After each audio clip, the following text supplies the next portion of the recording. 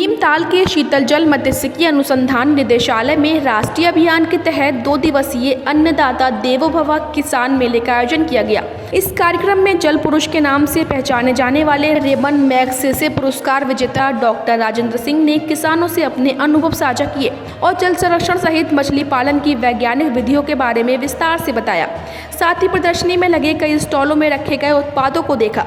किसान मेले में कई अनुसंधान और वरिष्ठ लोग पहुंचे जिन्होंने जल संरक्षण के बारे में विस्तार से जानकारी दी। कार्यक्रम में काश्तकारों को जल संरक्षण सहित मछलियों का व्यवसाय के रूप में इस्तेमाल कर अपनी जीविका चला सकें, इसके बारे में सरकार की तरफ से संचालित योजनाओं और प्रशिक्षण कार्यक्रमों की जानकारी दी।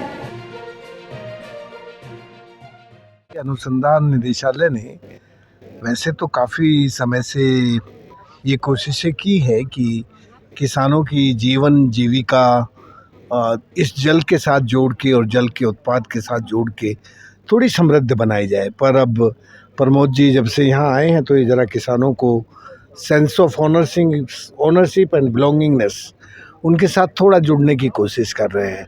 नहीं तो ज़्यादातर साइंटिस्ट लैब में बैठ के लैब की रिसर्च में ही अपना डूबे रहते हैं। पर लैब की रिसर्च तो जब तक काम नहीं करेगी जब तक किसान के मन में वो बैठेगी नहीं। जब तक किसान उसकी सेंस ऑफ ओनरशिप और बिलोंगिंगनेस में नहीं जाएगा तब तक ये कामों का असर होता नहीं है। इसलिए मैं इतना ही कहूँगा कि ये जो संस्थान है ये संस्थान अच्छा काम कर रहा है। कम ज़मीन पर ज़्यादा मछली का उत्पादन करना और ख़ासकर गर्मी में जबकि हमारी मैदान में मछलियाँ मर जाती हैं समुद्र में। आपने देखा हीट के कारण जब हीट वेव चलती है सारी जो लैंड मैदानी ज़मीनें हैं वहाँ सब मछलियाँ मर जाती हैं, ऊपर आ जाती हैं क्योंकि पानी में जो पोल्यूशन बहुत बढ़ गया उसके कंटेंट के कारण। पर ये एक नया क्षेत्र है जिसमें ज़्यादा संभावनाएं हैं कि गर्मी में ज़्यादा मछलियों को ठीक से उत्पादन किया जा सके। पर ये उत्पादन बढ़ेगा जब यहाँ का किसान उसमें अपनी ओनरशिप फील करेगा कि भाई ये मेरा काम है, इस काम से मैं आगे जाऊँगा। एक संस्थान का भूमिका होती है जो रिसर्च करके रिस्क बताता है अपने किसान को कि देखो भाई इसमें ये खतरा है और इसमें ये फ़ायदा है।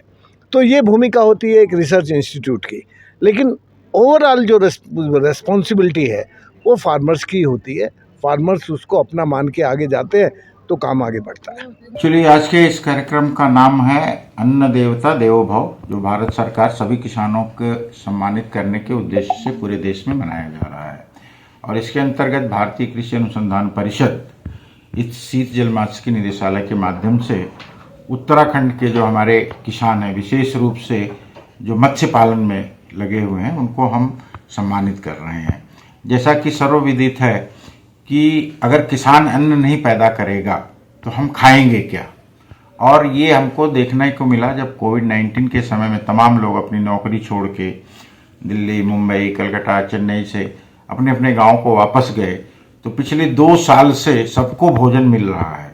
तो इसका पूरा का पूरा जो क्रेडिट है वो हमारे किसान भाइयों को जाता है और हम उनको इस कार्यक्रम के माध्यम से सैल्यूट करना चाहते हैं। हम ज़्यादा से ज़्यादा नौजवानों को किसानी की तरफ आकर्षित करना चाहते हैं और हम इस कार्यक्रम के माध्यम से बताना चाहते हैं कि कैसे किसानों की आमदनी को नेचुरल फार्मिंग के माध्यम से, जो आजकल भारत सरकार भी विशेष जोर दे रही है प्राकृतिक खेती की तरफ, कैसे जो है उनका उत्पादन बढ़ाया जा सकता है, कैसे उनकी इनकम को दुगना किया जा सकता है।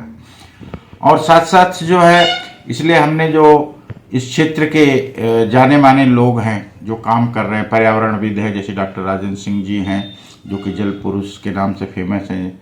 साथ में डॉक्टर अनिल पी जोशी हैं जो पद्म भूषण हैं, जिनको जो भी पर्यावरणविद हैं जिनके बारे में आप सभी लोग अच्छी तरह जानते हैं।